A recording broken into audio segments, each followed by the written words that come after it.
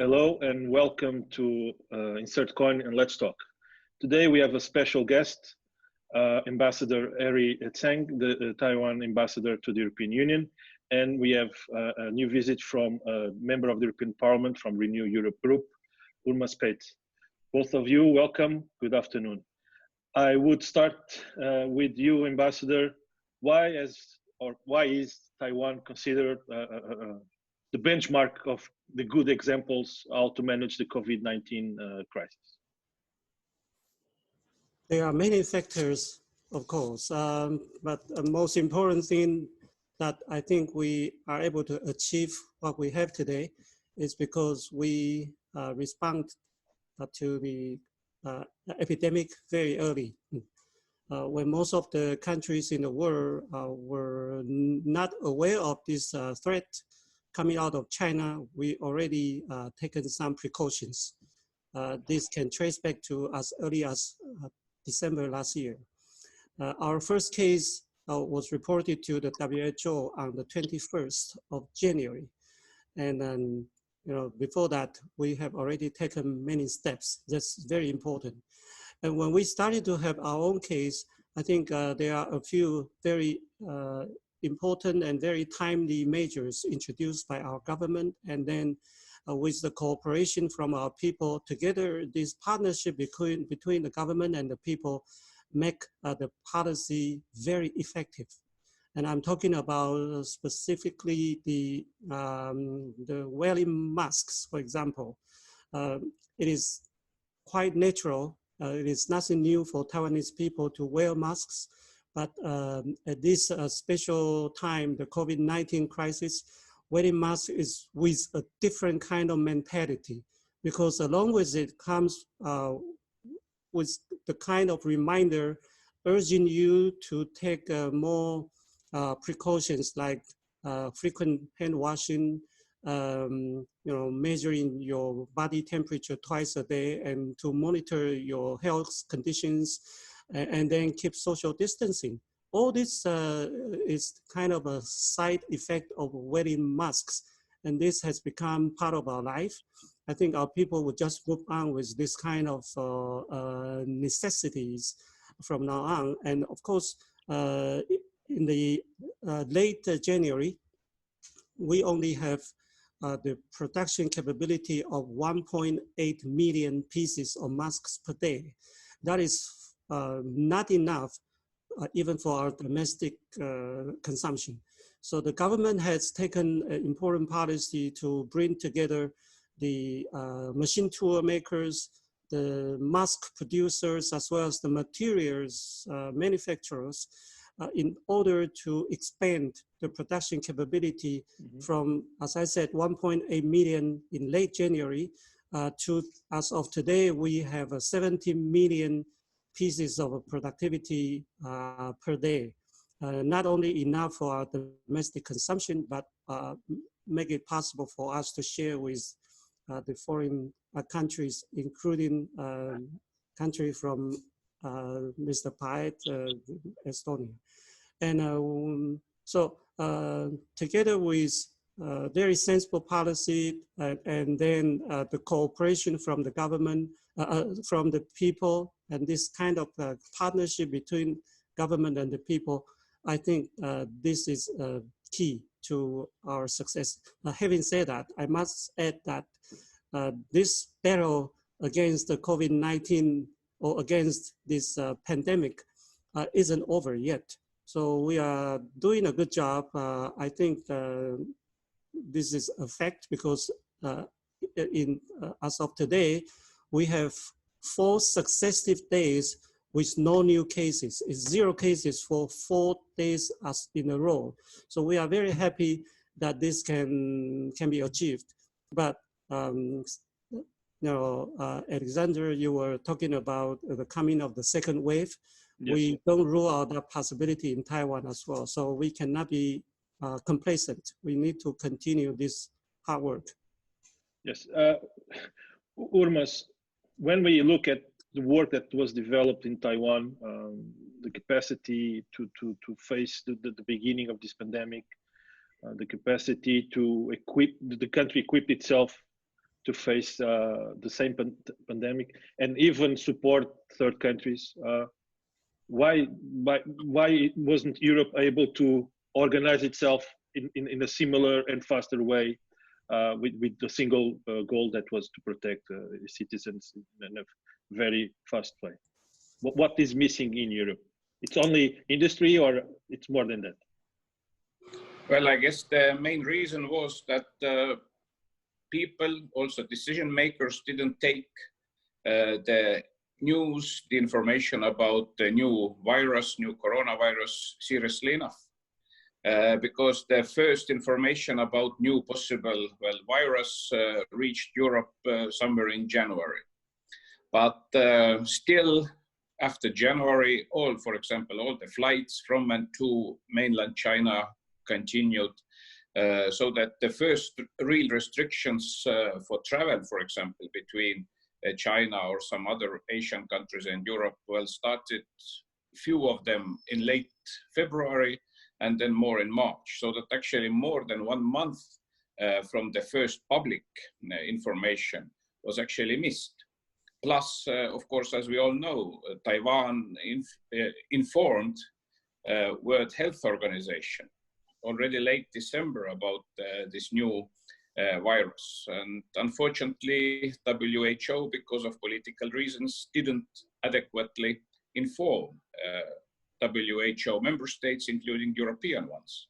So that all in all, if we also, for example, look at the newspapers here in Europe in February, even very late February, where still you can find a lot of comments that it's nothing serious. People made, laugh about this risk of coronavirus and so on and so on. So that it shows clearly that yes, majority of people, also majority of decision makers, didn't take this information, which actually already was coming in weeks and weeks from China and other Asian countries, seriously enough, so that only when the first real cases started to be here in Europe, then something started, but partly it was already too late. Ambassador, we were talking now about WHO. What is the reality? Because the amount of the disinformation is such and reach such levels that the world basically only started to pay a proper attention during this very well-known interview given to a Hong Kong broadcaster, if I'm not mistaken, by one of the WHO directors. And then I think the world was able to witness that there were constraints. There is a strong political agenda behind this. Can you explain us how the relationship is today between Taipei and the WHO? Well, the relationship between WHO and Taiwan is not very cordial. This is an understatement. As you know, the key of this problem is that the WHO is under the strong influence of Beijing.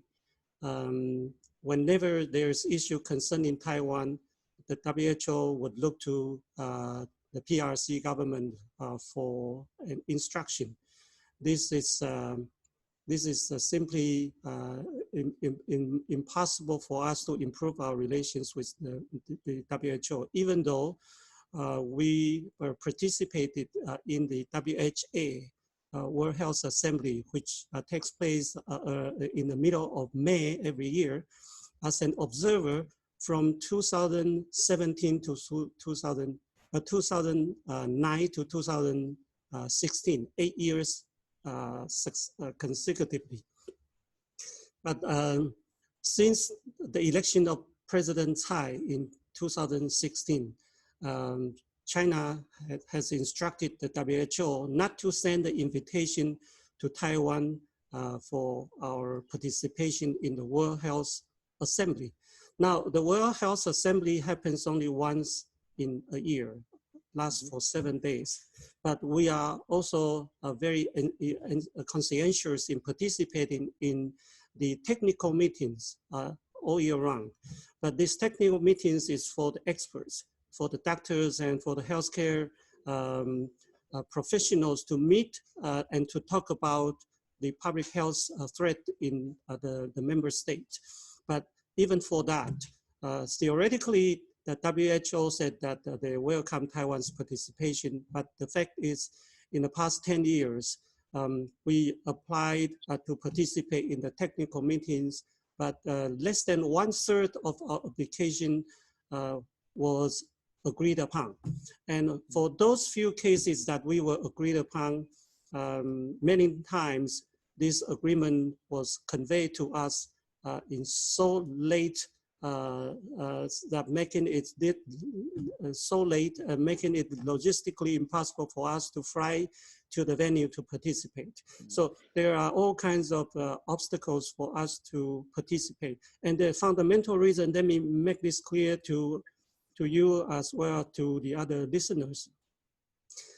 There was a so-called the MOU, Memorandum of Understanding, signed by the Secretariat of WHO and China back in 2005.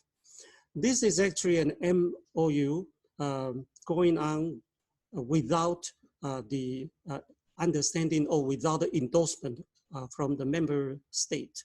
So when the Secretariat, when Director General Tedros said that Taiwan's participation is a matter of the member state, then if we look back to the MOU signed between the Secretariat and China in 2005, without the endorsement at that time, without the knowing of the member state, it can challenge how WHO is going to justify that. So this is a very long story, the relations between Taiwan and WHO. All in all, we want to participate. Whatever happened in the past is not important, but as it's very clearly demonstrated, Taiwan's participation in WHO can benefit a lot of member states. In the past, because of our exclusion from the WHO, our donation to the WHO was even refused. This is very difficult to understand.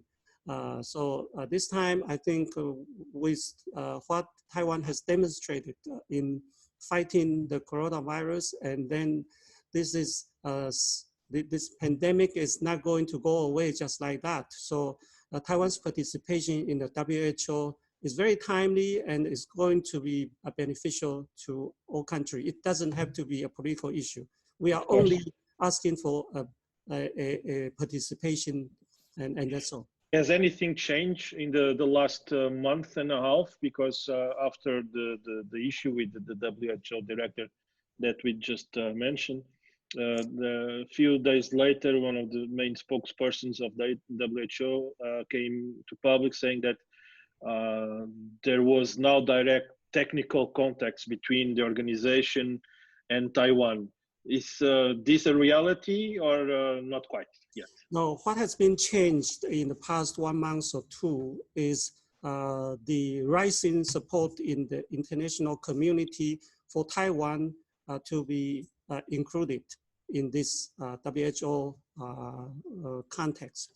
But what is not changed is actually the attitude from the WHO. WHO explained to the international community that they have included Taiwan, they have talked to Taiwan. It's all partial truth, it's not the whole truth. For example, we only need to look to the end of December. On the 31st December, we sent an email to the WHO. Our email is one-way traffic. It only reached to the WHO. WHO designated a point of contact. They received, and this time also they recognized, they acknowledged the receipt of the email, but they didn't do anything about it. And our email, unlike the emails from the other member state will be shared by the other members. Our email was not able to be read. As I said, WHO also said they welcome Taiwan to participate in the technical meeting, but the fact is they have the technical barriers for Taiwan to get agreement to join different meetings. So it's only partially true. Theoretically, they say that they welcome Taiwan, but in practice, this is not the case. Okay, so we continue to be in this difficult situation to understand what is going on. Well, when WHO have to ask for a green light from Beijing in terms of Taiwan's participation, no matter in WHA, the assembly, or the technical meeting, it just presents the difficulties every single time. Because Urmas, I'm sorry. The decision is given by Beijing, it's not by WHO. Urmas, how could an institution like the European Union from now on address this really critical problem when a country clearly addressed the situation still a few months before the pandemic was considered as such, that could have helped to prevent or at least to equip countries like the European ones to face this pandemic? Well, first, of course, it's well, very ridiculous and embarrassing to listen what Mr. Ambassador is talking about, because I guess majority of people in the world, they think that WHO is about people's health. But well, it's not the whole truth. It's also about the politics. And it's, well, very sad that even during the pandemic, even during this major health crisis, still politics is more important, even for World Health Organization, than the, well, health and healthcare of people globally.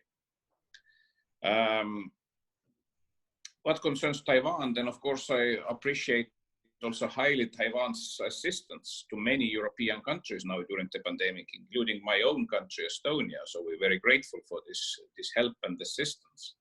Although Taiwan itself has and had, of course, also the consequences of this crisis. What concerns the European Union, as for me, Europe and European Union is also very much still value-based organization and union. It means that also the EU should be much stronger and clearer in World Health Organization and the EU member states as well, that the first obligation and first duty of this organization is the health of the people all around the world. And it means that, for example, a country like Taiwan should at least have status of observer. If not full membership, then at least status of observer, at least participation in expert meetings, in this annual meeting, and so on and so on. Because, as we have seen now during last month, it will give very clear and concrete added value to the health and healthcare of people all around the world if we would also have chance to get Taiwanese expertise and participation in this kind of decision making, and also using the analysis and information, well, also from Taiwan. So that this is really disturbing, that even organization like World Health Organization is very much about politics and not that much about the care of people's health globally. So that, yes, I really hope that European Commission, European Parliament, also European Council will be much more vocal about this, that what kind of organization WHO really has to be. And it then also means that we have to use all the knowledge we have globally, including Taiwanese knowledge, of course. Definitely. Ambassador, there is a standing and looming discussion for already a few years regarding ongoing disinformation and propaganda campaigns enabled by some international political actors, and of course China and the Chinese regime is a nuclear figure in all of this. There is of course, as we all know, standing discussion, and the Vice President of the Commission and High Representative Joseph Borrell will address tomorrow the European Parliament on the matter regarding a report, the disinformation campaigns from China. Europe has been a target, United States has been a target during this period and reinforced, of course. Is the situation similar in Taiwan? The Chinese propaganda machine and disinformation machine is operating at this point heavily as well in Taiwan? Very much so. The fake news campaign or disinformation campaign initiated from mainland China through a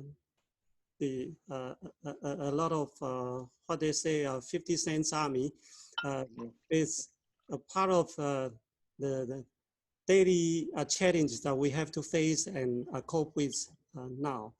If you remember, earlier this year on the 11th of January, we had our presidential election. This spread of the disinformation in Taiwan has caused so much concern that our parliament had to pass a law by the end of last year. It was actually the final day of last year. This law is to regulate the information flow in as well as social media and other press medias. And this, you talk about, talking about this COVID-19 crisis, it doesn't actually slow down China's effort in pushing forward the disinformation campaign. As a matter of fact, in a way, it seems to have even accelerated China's endeavor in this regard, because part of the reason maybe China wanted to cleanse those mistakes they have committed in the beginning of the outbreak. So when they are more or less out of the lockdown, they started to wage, this is a worldwide disinformation campaign.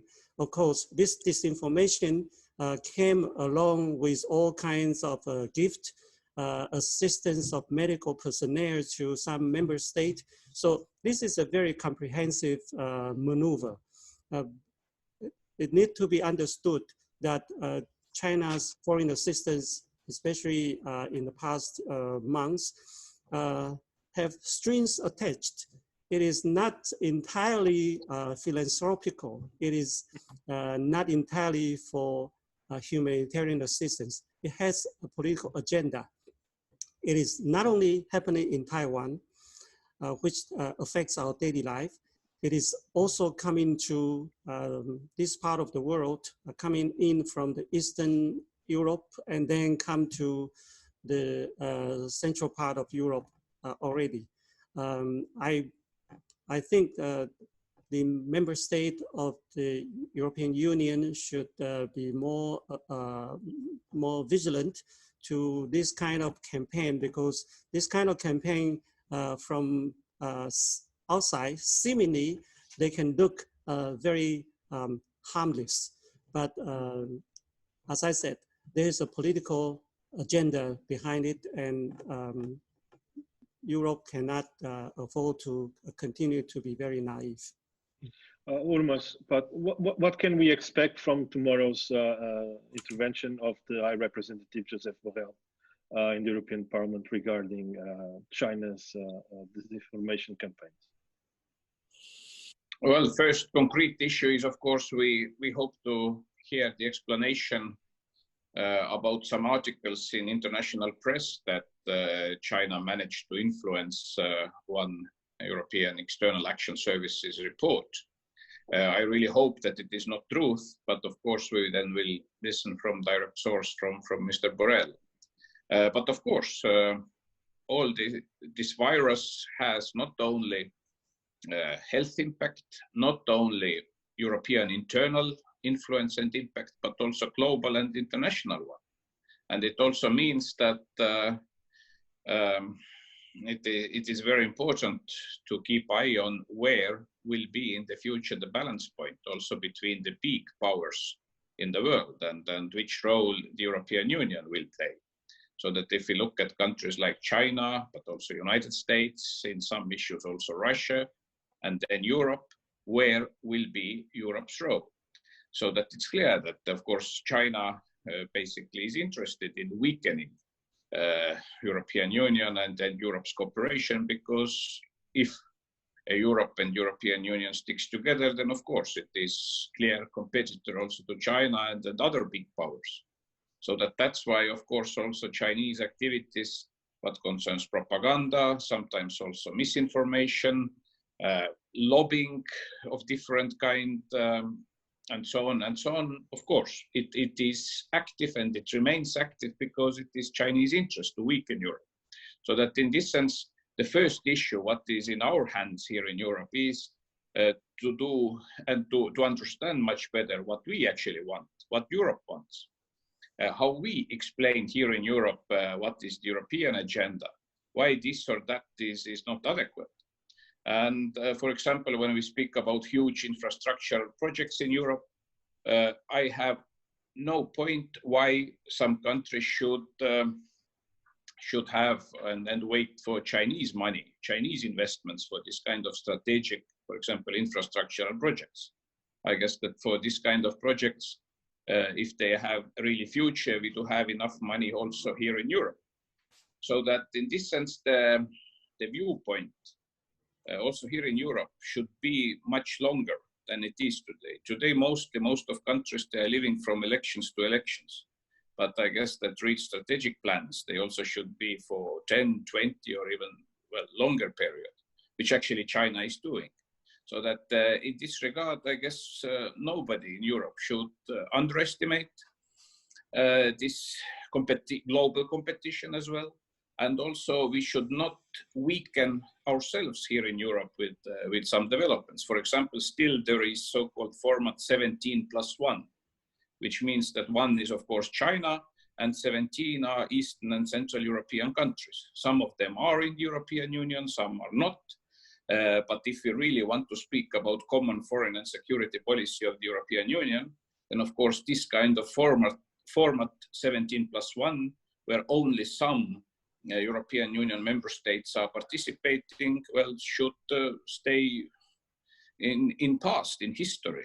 So that in this sense, I don't understand why here in Europe, for example, this kind of format is still very much alive. Well, there are many questions there in your statement, definitely. Ambassador, I was reading 2 days ago that even though there is a pandemic going on, thousands are dying every day around the world. China has not ceased their military operations around Formosa. I say Formosa because it's a Portuguese name. From Taiwan, around Taiwan. How is the government, Taiwanese government, facing this ongoing threat and provocation, daily provocation from the Chinese regime? You are right. Unfortunately, this is what China is doing. You know, they now have 2 aircraft carriers. One was recently built just about 1 year ago. Now they have, in one of the recent incidents happening last month, it was actually 2 aircraft carriers, one coming southbound, the other coming northbound. So they are surrounding Taiwan and obviously try to intimidate the people in Taiwan. Look, this is a time when our government, our people busy trying to cope with the COVID-19 crisis. The way the China's PLA, People's Liberation Army, exercise in the near waters of Taiwan is only driving the Taiwanese people further away from mainland China. There once was a time when the Chinese leaders were talking about winning the hearts and minds of the Taiwanese people. seeing that as the only alternative for the so-called ultimate unification of the two sides. I don't know exactly what happened. This policy seems to have no place in the Chinese strategic mindset now. Now, the result of the presidential election on the 11th of January is a very clear response from the Taiwanese people that if China continues to increase pressure on Taiwan, the result is for Taiwan to be further drift away. And so I hope, yes, what you are saying is a fact. And what our government is doing is to quickly build up our self-defense capability. And we are not defenseless. This has to be clearly understood. If China choose to use the military force, it will be very, very costly for them. And do you think, Ambassador, do you think that Taiwan could upgrade the relationship that is already strategic and very strong with the United States? Do you think that in the near future, after the present crisis is gone and after all the discussions are taking place, do you think that Taiwan can be in a position to expect a stronger strategic relationship with the European Union as a whole? With the European Union, I'm very... Or is this impossible? No, what is going on now, the relations between Taiwan and the United States is a matter of fact. And it is actually reinforcing, you know, in every incident. When you talk about the Chinese aircraft and naval ships circling Taiwan, every time when the Chinese warship or fighters left, the US bombers and US fighters will come to do the same. So there is a saber rattling between the two sides. Of course, whenever there is a PRA Air Force coming to our Taiwan Strait, our Air Force would quickly also go up to the air to do whatever necessary measures. But the US also show their concern. They want this area to be stable and peaceful. This is for sure. As to Europe, I really don't know how much of the relations between Taiwan and Europe rest on the military perspective of it. For one thing, that it is NATO that is taking the most part of the defense job in Europe. The enemy is not imaginary enemy, it's the enemy for sure. For most part is from Russia. China, just how much China was considered as a military threat or a, you know, on the radar screen of the NATO, in my interactions with the European officials here, this is usually not one of the issues that we talk about. But it would be a good thing when the European Union start to look at the military perspective of the foreign relations. I'm not talking necessarily about the relations with Taiwan, but this is a global village when you cannot separate economic activities from the military activities, especially when there is something called cyberspace. You can attack from the cyberspace, and how can you define economic activity from military ability so clearly like before? It's very difficult to do that now. So it would be good, in my view, when this is to the awareness of the most member state that to strengthen your defense capability collectively, I mean collectively, from the EU perspective or from NATO, this is the political more and more important for the EU to implement your foreign policy. Of course. My question is a bit more on the political side, because we've seen that the European Union, again, as a whole, as compared to the United States, is a different approach, a weaker engagement, still weaker engagement with Taiwan. Urmas, do you think that in the near future, this engagement, this political engagement, could be changed, could be upgraded from Brussels towards Taiwan?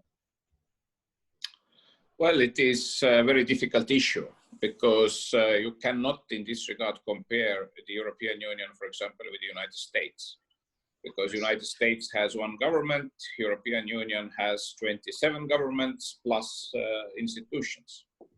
And I guess that anyway, it will be for the European Union very difficult to implement common foreign and security policy vis-à-vis China.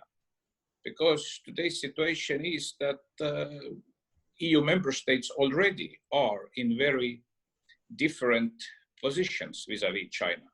Some EU member states are economically already very much dependent on Chinese investments, trade, and so on and so on. So that to get the consensus on some very important and critical, well, EU-China policy issues, I guess it will be more and more difficult. I described the same, for me, very strange framework of 17+1, for example, but you can also find, unfortunately, lots of other arguments why I think it will be difficult. But of course, it should not mean that we should not, in this sense, try, because I guess the basics also should be reminded. And the basics is that Europe, European Union, and Taiwan, for example, we are in the same value system. Mainland China is not. Mainland China is authoritarian regime. It's Communist Party regime, which already describes a lot. And if we well recall the same, what just Ambassador told, that even during this pandemic, this coronavirus thing, still China continues to push, well, military threat vis-à-vis Taiwan. I haven't heard that there are changes in Uyghur, for what concerns Uyghur people, for example, all this human rights record and so on and so on. So that in this sense, of course, Europe has to be more clear also what concerns our, well, value policy vis-à-vis China. But, well, the European Union's common foreign and security policy and also all practical aspects related to this can only be efficient enough if we finally see four elements of this foreign policy together. It is classical diplomacy, it is foreign trade, it is development cooperation and humanitarian aid, and it is also military capability. But as we all know, military capability of European Union still is weak, and also the other three elements are not cooperating to each other enough to have really efficient EU's common foreign policy. So that, of course, we also have to do our own homework, and then only, I guess, Europe has real chance to be balancing power for China or Russia or any other global authoritarian regime. Okay, thank you for that answer. It was very detailed.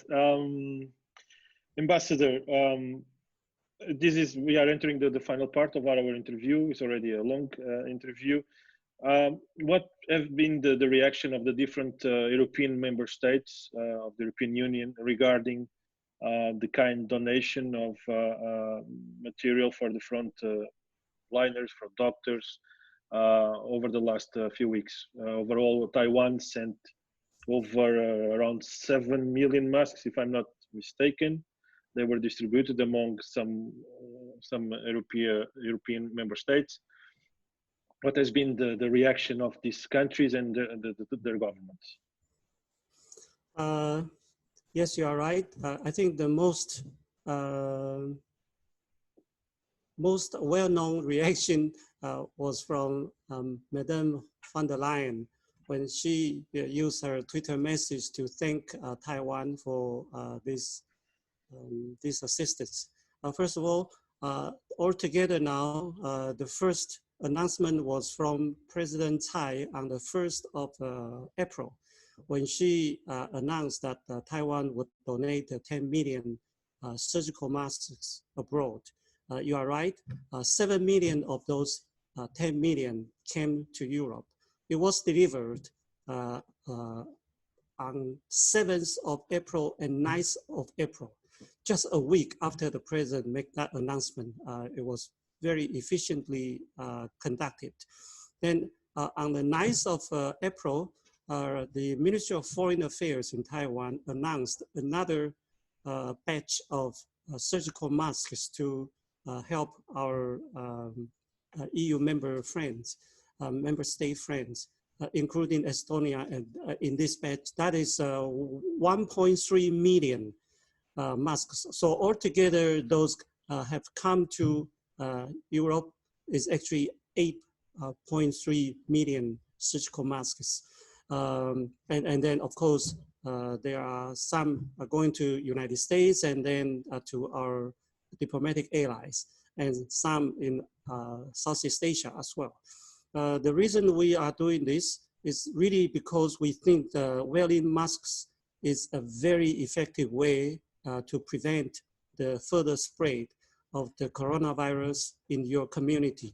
And this is how we have demonstrated our success so far. And then on the other hand, as I said, we have 17 million pieces of production capability per day, and making it easier for us to donate. For your information, this only was reported only yesterday in Taiwan, because there is a rationing system in Taiwan, and for each person in Taiwan, we are allowed to buy 9 masks every 2 weeks. If you come back within that 2 weeks and trying to buy another 9, you'll be told that you can only come back after a few days because your quota is already up. This is a very good way to avoid the panic buying and avoid the stocking up from our people. And also, with the help of the digital tools invented by our talents in the technology industry, now our people are able to use online purchase of the surgical masks. And then, as you know, this they are already from the general public in Taiwan altogether as of yesterday when I read the report, 120,000 people from Taiwan are willing to use their quota to buy the masks and donate to the world. So altogether from this 120,000 Taiwanese public, they have already accumulated more than 1 million masks now waiting for the number to be sufficient enough to make another foreign donation. So this is entirely initiated by our own people. Government is doing our part, and we will continue to do that. And then our people are doing this as well, because Taiwan is a society with a very robust civic society. The people are able to organize themselves to do all kinds of initiatives, and this is one they are doing right now. So we are very happy to share because we are afford to do that. And this is what we are continuing to do. I know there are some, I was approached by some reporters, are we going to send medical personnel abroad to different countries and to help the local medical system? As a matter of fact, we are not considering that now for a very simple reason. Now, when the doctors are making their maximum efficiency, they are working with a team. The doctor alone is only doing the outpatient. This is just like a clinic doing the outpatient. A doctor doesn't make a difference. A doctor has to work in a system like they are working in Taiwan. And then so there will be a logistic support from that medical center, for a regional hospital, for even a local clinic practitioner. They are all part of this big comprehensive system. That's how they work. And that's how they work efficiently.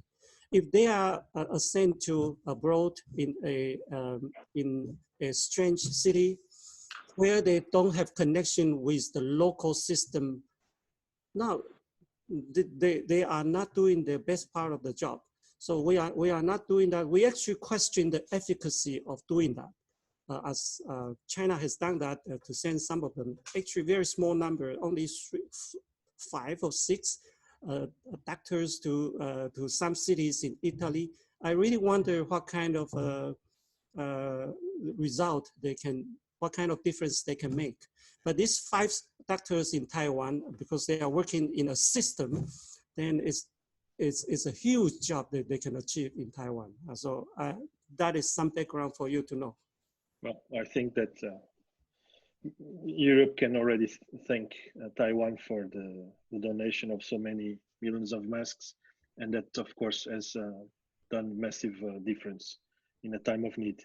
So I think we don't have more time, and I would like to thank for being with me today, Urmas Paet, member of the European Parliament and Renew Europe, and Ambassador Harry Tseng. Thank you so much for being with me today. It was a very clarifying interview, and thank you, and stay safe. Thank you very much. Thank you. Thank you.